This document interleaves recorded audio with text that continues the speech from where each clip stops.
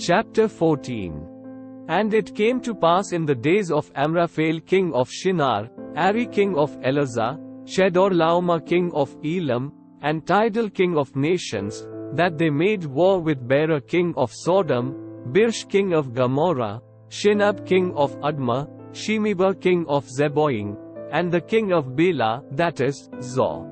All these joined together in the valley of Siddim, that is, the Salt Sea. 12 years they served Chedorlaomer, and in the 13th year they rebelled. In the 14th year Chedorlaomer and the kings that were with him came and attacked the Rephaim in Ashtaroth Karnaim, the Zuzam in Ham, the Emim in Sheva Kiriataim, and the Harites in their mountain of Seir, as far as Elpran, which is by the wilderness.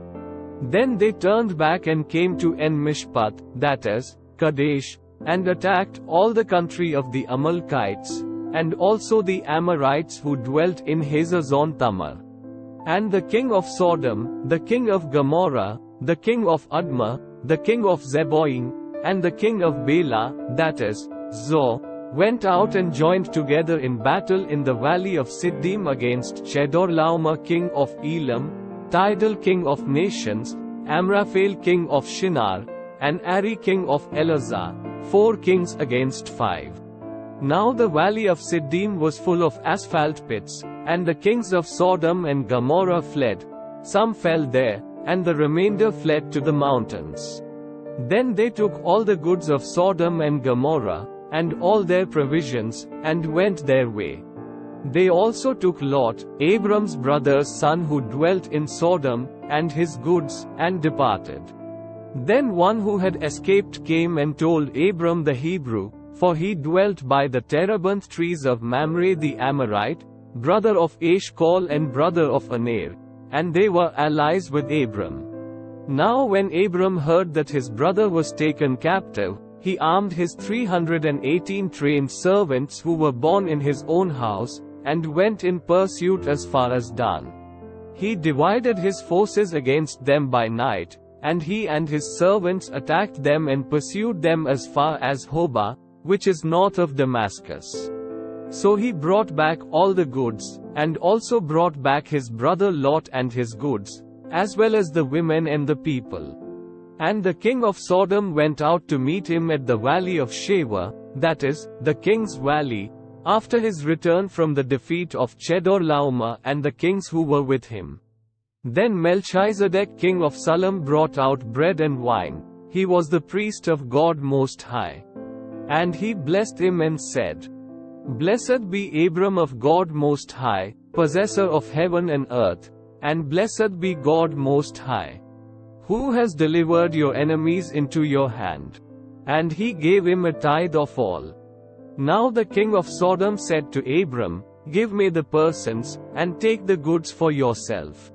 But Abram said to the king of Sodom, I have raised my hand to the Lord, God Most High, the possessor of heaven and earth, that I will take nothing, from a thread to a sandal strap, and that I will not take anything that is yours, lest you should say, I have made Abram rich, except only what the young men have eaten, and the portion of the men who went with me, Aner, Eshcol, and Mamre. Let them take their portion. Chapter 15. After these things the word of the Lord came to Abram in a vision, saying, Do not be afraid, Abram.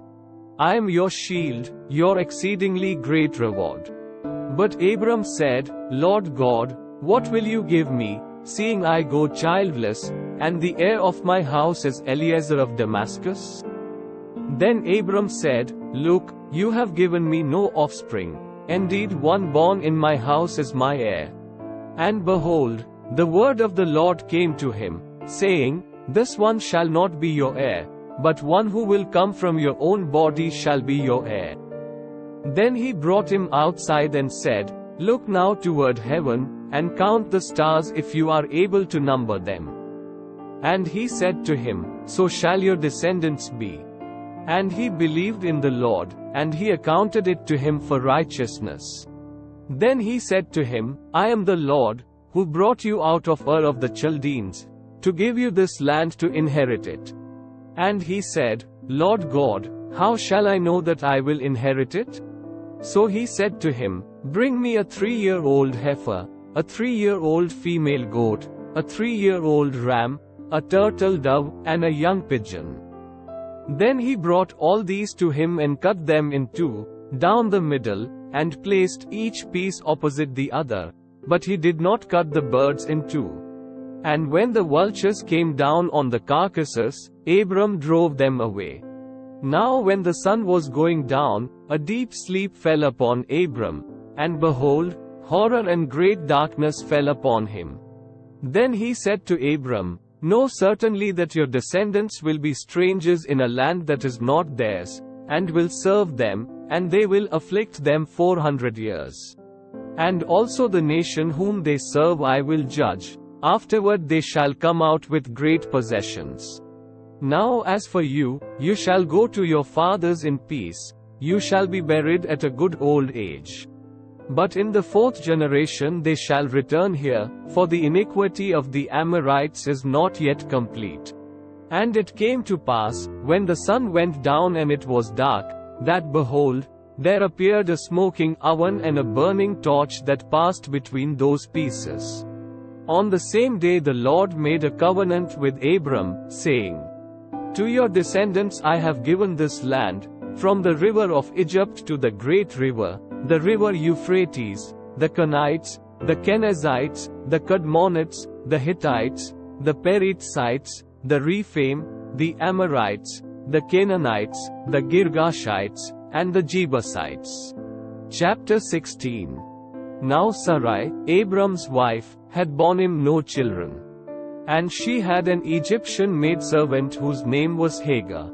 So Sarai said to Abram, See now, the Lord has restrained me from bearing children. Please, go in to my maid, perhaps I shall obtain children by her. And Abram heeded the voice of Sarai. Then Sarai, Abram's wife, took Hagar her maid, the Egyptian, and gave her to her husband Abram to be his wife, after Abram had dwelt 10 years in the land of Canaan. So he went into Hagar, and she conceived. And when she saw that she had conceived, her mistress became despised in her eyes. Then Sarai said to Abram, My wrong be upon you. I gave my maid into your embrace, and when she saw that she had conceived, I became despised in her eyes. The Lord judge between you and me. So Abram said to Sarai, Indeed your maid is in your hand, do to her as you please. And when Sarai dealt harshly with her, she fled from her presence. Now the angel of the Lord found her by a spring of water in the wilderness, by the spring on the way to Shur. And he said, Hagar, Sarai's maid, where have you come from, and where are you going? She said, I am fleeing from the presence of my mistress Sarai.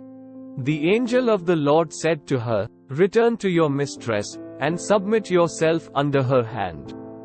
Then the angel of the Lord said to her, I will multiply your descendants exceedingly, so that they shall not be counted for multitude. And the angel of the Lord said to her, Behold, you are with child, and you shall bear a son. You shall call his name Ishmael.